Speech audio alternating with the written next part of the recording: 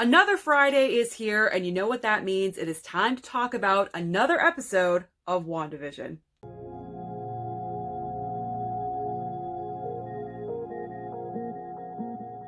What's up, everyone? Welcome back to my channel. We're talking about episode 3 of WandaVision. It's going to have to be a spoiler. I think every episode from now on is going to have a spoiler talk because there's just too much to mention. I can't give a good review without mentioning some stuff.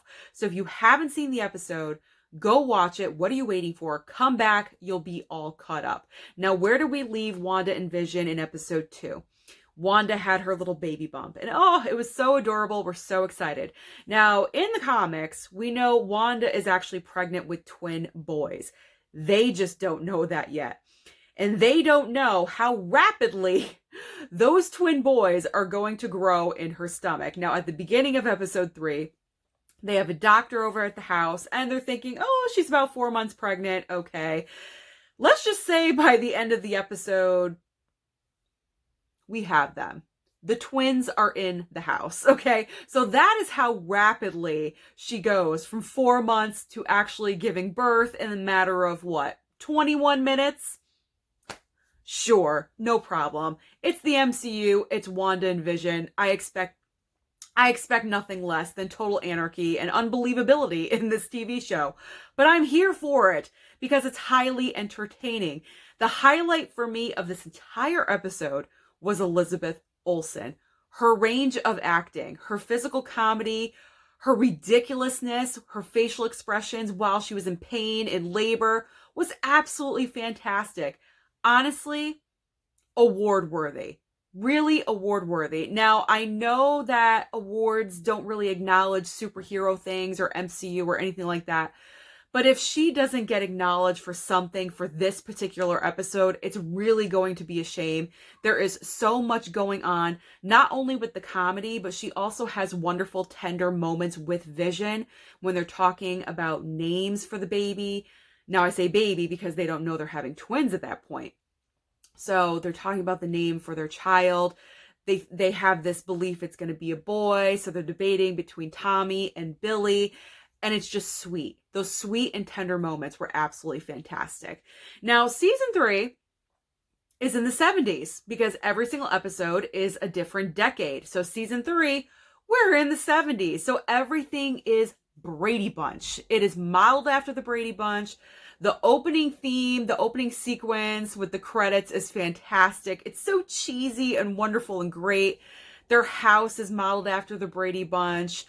It's going to take you back. It's really going to take you back. It's like a time warp because if you watched that show when you were younger, I did, not during the original run, but through like Nick at Night, things like that.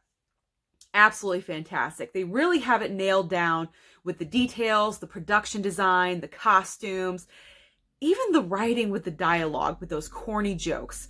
It's all intact. It's all Brady Bunch. It's absolutely fantastic.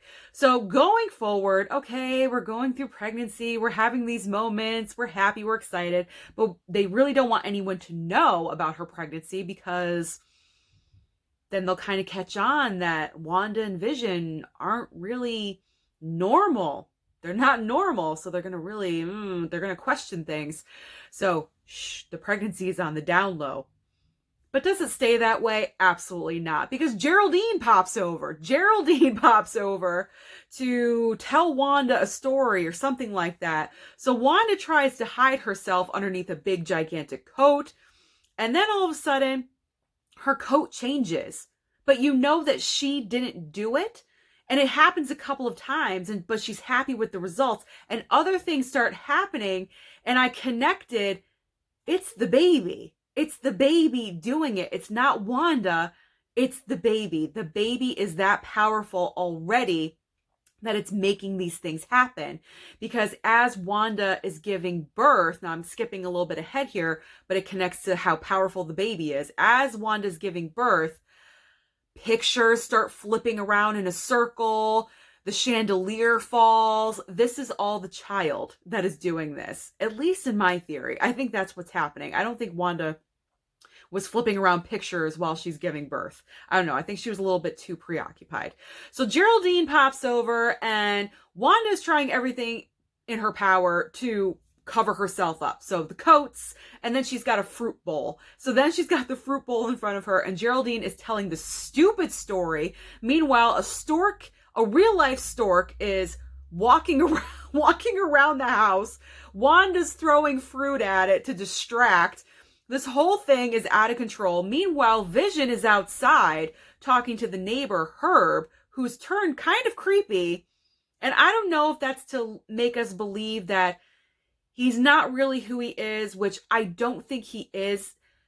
Here's where it gets confusing. You really don't know who anyone is. You don't know if they're a real neighbor or if they're a plant, or you don't know who they are, because Herb is supposedly outside trimming the hedges, but yet he's going through a concrete wall with this like blank look on his face, like, yeah, okay, while he's talking to Vision. It's just weird.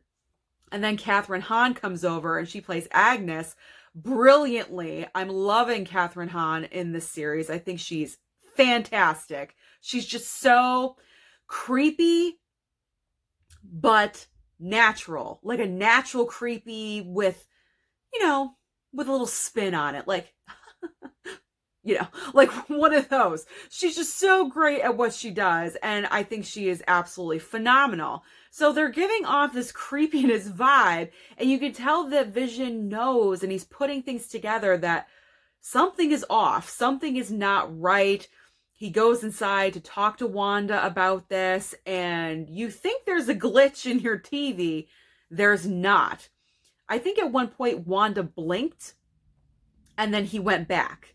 And when he went back, he was talking about the birth, the pregnancy, yada, yada. Nothing about any strangeness or weirdness.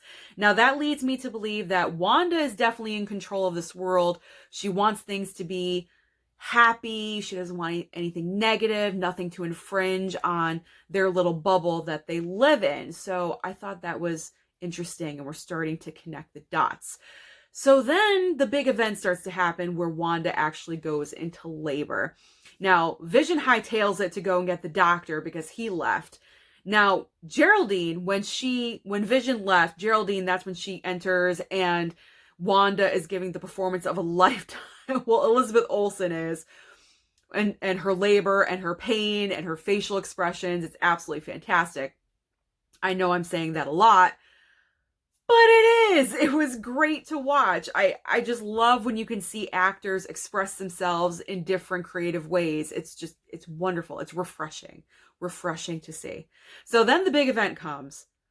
We're giving birth. So Wanda is giving birth. Geraldine is helping her. We have baby number 1. That's when Vision comes back with the doctor.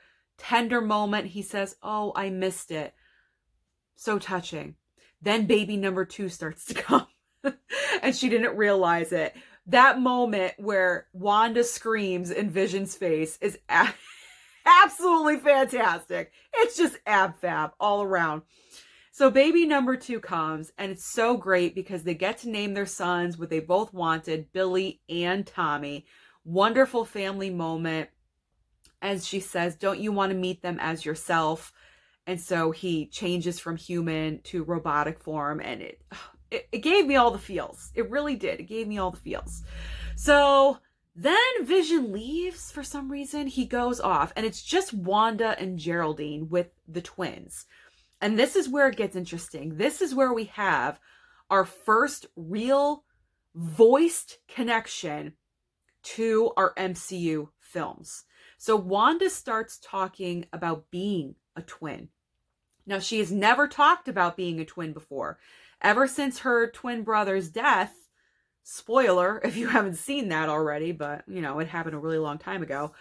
Ever since then, we haven't really heard her talk about it.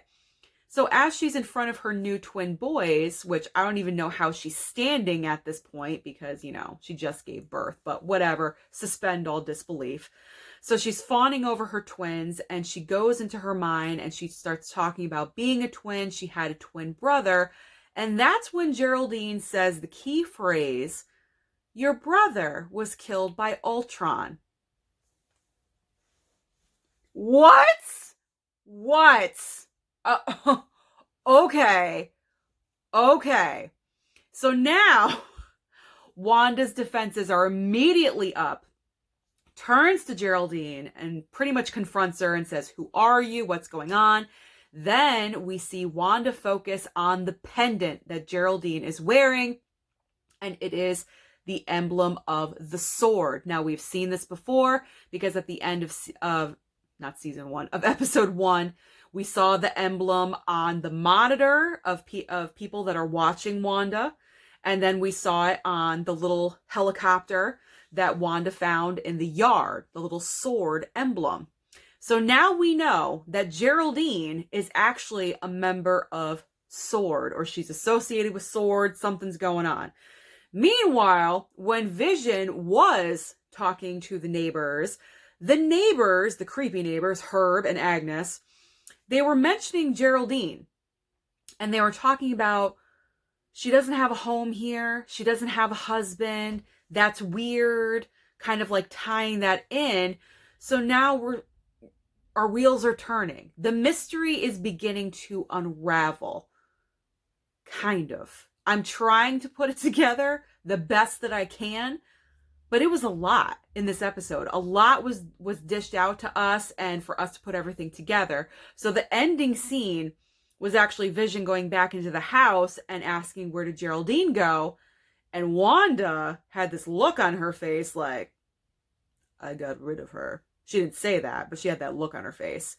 And she just said Geraldine had to go home. Very stoic, very just flat out simple. She had to go home. AKA, I had to get rid of her ass because she's trying to destroy my bubble. Let's be real. The next shot is of Geraldine flying through a portal into our world here on Earth. I mean, whatever you want to call it, in reality, because obviously Wanda's world, they should have called it that, is not a reality. It's her own little safe place for her and her family. And that's where it ended. That's where it ended. So many things happened.